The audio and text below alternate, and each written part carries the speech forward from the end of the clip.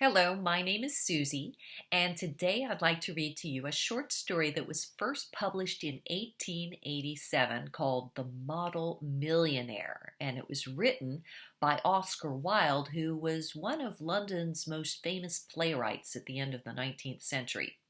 Now, Wilde likes to inject humor into his writing and often commentary about the Victorian social values and snobbery. And this story is about a young man named Huey who is young, he's good looking, he's charming, but he can't seem to hold a job. And he doesn't seem too concerned about that until, of course, he wants to get married to a woman named Laura. And her father won't allow the marriage until he has £10,000 in the bank. And so he's a little depressed about that, and he goes to visit his friend, an artist, and we end up seeing that he gives away his last coin to a beggar during this visit. And let's see what happens. The story is called The Model Millionaire.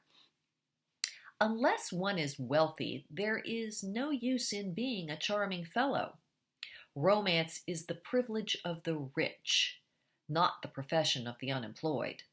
The poor should be practical and prosaic. It is better to have a permanent income than to be fascinating. These are the great truths of modern life which Huey Erskine never realized. Poor Huey. Intellectually, we must admit he was not of much importance. He never said a brilliant or even an ill-natured thing in his life. But then he was wonderfully good looking, with his crisp brown hair, his clear-cut profile, and his gray eyes. He was as popular with men as he was with women, and he had every accomplishment except that of making money. His father had bequeathed him his cavalry sword and his History of the Peninsular War in 15 volumes. Huey hung the first over his looking glass and put the second on a shelf between Ruff's Guide and Bailey's Magazine, and lived on a $200 a year that his old aunt had allowed him. He had tried everything. He had gone on the stock exchange for 6 months. But what was a butterfly to do among bulls and bears? He had been a tea merchant for a little longer, but had soon tired of Pekoe and Souchong. Then he had tried selling dry sherry. That did not answer. The sherry was a little too dry. Ultimately, he became nothing. A delightful, ineffectual young man with a perfect profile and no profession. To make matters worse, he was in love. The girl he loved was Laura Merton, and she was the daughter of a retired colonel who had lost his temper and his digestion in India and had never found either one of them again. Laura adored him, and he was ready to kiss her shoestrings. They were the handsomest couple in London, and had not a penny piece between them. The colonel was very fond of Huey, but would not hear of any engagement.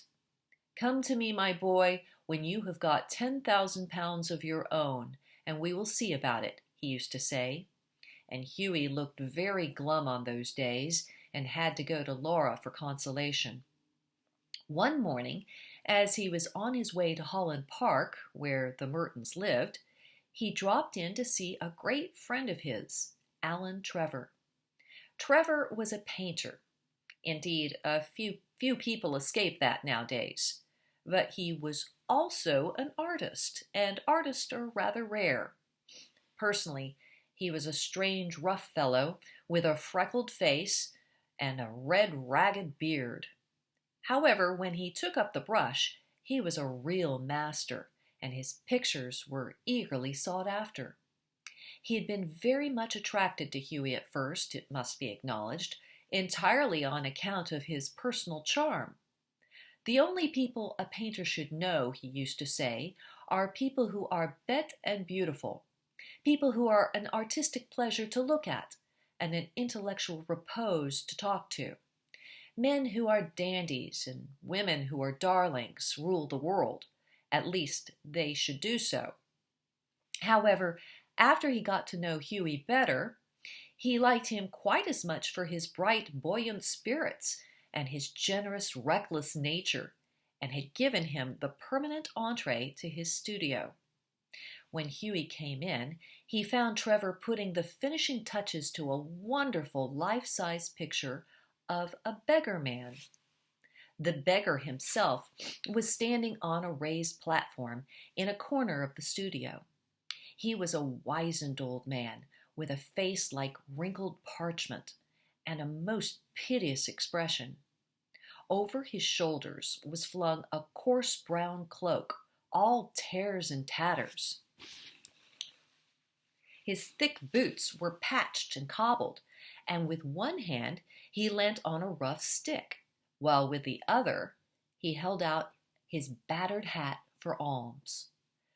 "What an amazing model!" whispered Huey as he shook hands with his friend. "An amazing model!" shouted Trevor at the top of his voice. "I should think so. Such beggars as he are not to be met with every day. A trouvaille, mon cher, a living Velasquez. My stars, what an etching Rembrandt would have made of him." "Poor old chap," said Huey. "How miserable he looks. But I suppose, to you painters, his face is his fortune?" "Certainly," replied Trevor.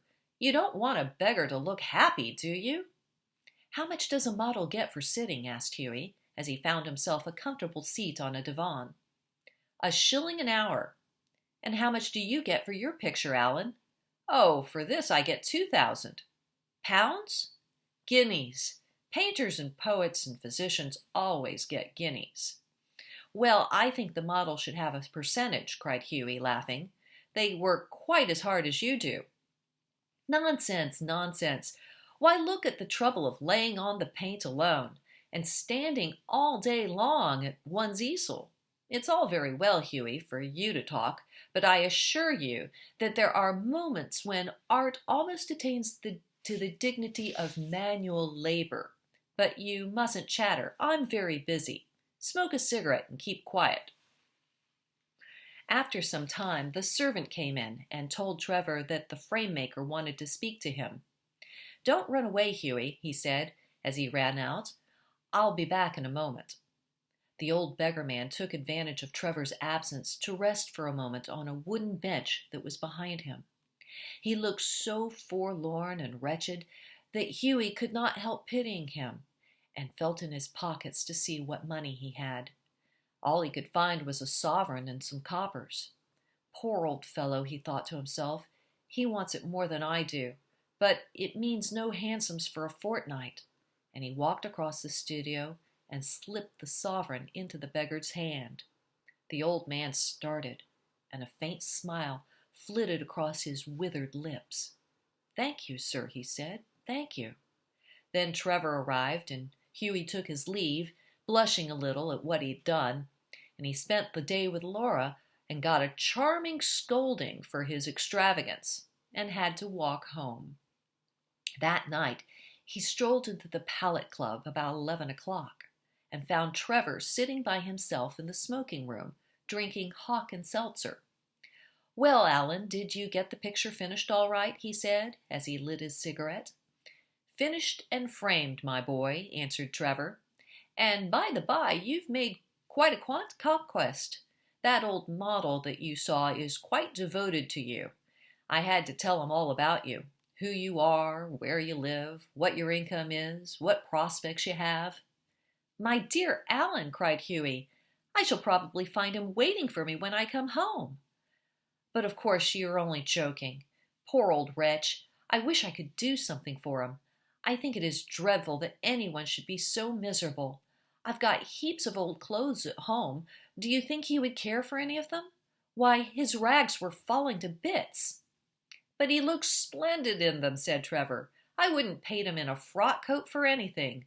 What you call rags, I call romance.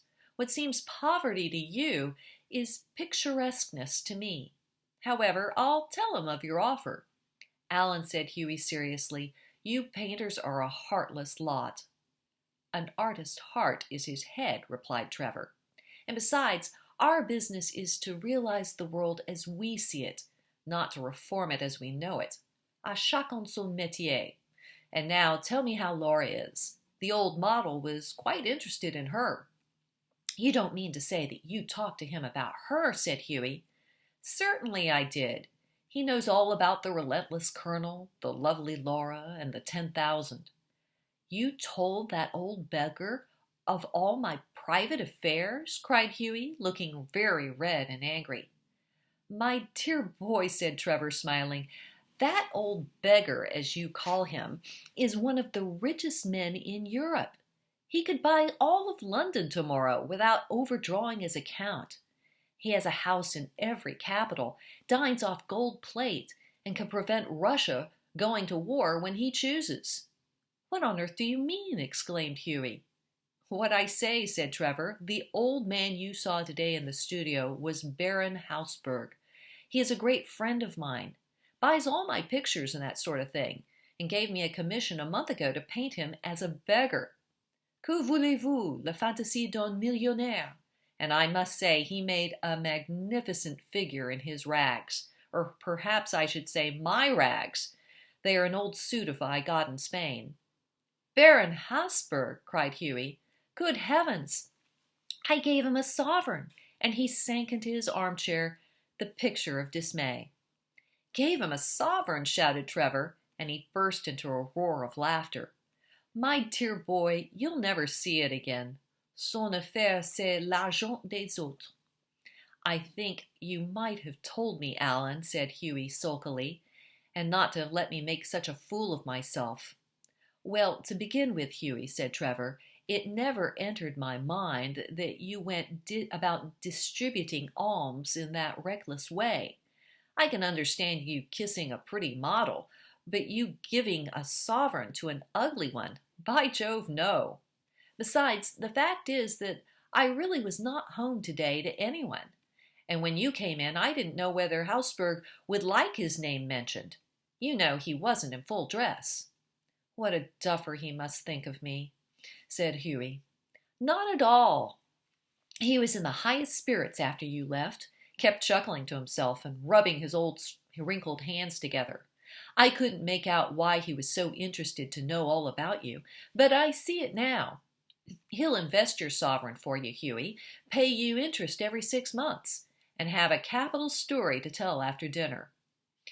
I'm an unlucky devil, growled Hughie. The best thing I can do is to go to bed. And, my dear Alan, you mustn't tell anyone. I shouldn't dare show my face in the row. Nonsense. It reflects the highest credit on your philanthropic spirit, Hughie. And don't run away. Have another cigarette, and you can talk about Laura as much as you like. However, Hughie wouldn't stop, but walked home, feeling very unhappy and leaving Alan Trevor in fits of laughter. The next morning, as he was at breakfast, the servant brought him up a card on which was written, Monsieur Gustave Nadan, de la part de Monsieur le Baron Hausberg. I suppose he's come for an apology, said Hughie to himself, and he told the servant to show the visitor up. An old gentleman with gold spectacles and gray hair came into the room and said in a slight French accent, Have I the honor of addressing Monsieur Erskine? Hughie bowed. I have come from Baron Hausberg, he continued. The Baron, I beg, sir, that you will offer him my sincerest apologies, stammered Hughie. The Baron, said the old gentleman with a smile, has commissioned me to bring you this letter. And he extended a sealed envelope. On the outside was written, A wedding present to Hugh Erskine and Laura Merton from an old beggar. And inside was a check for 10,000. When they were married, Alan Trevor was the best man, and the Baron made a speech at the wedding breakfast. Millionaire models, remarked Alan, are rare enough, but by Jove, model millionaires are rarer still. The end. So who actually was the model millionaire? The model who had quite a lot of money, Or the poor man who gave away his last coin and ended up not quite a millionaire, but with more money than he ever imagined. I hope you like this story and come back because I'll read to you some more.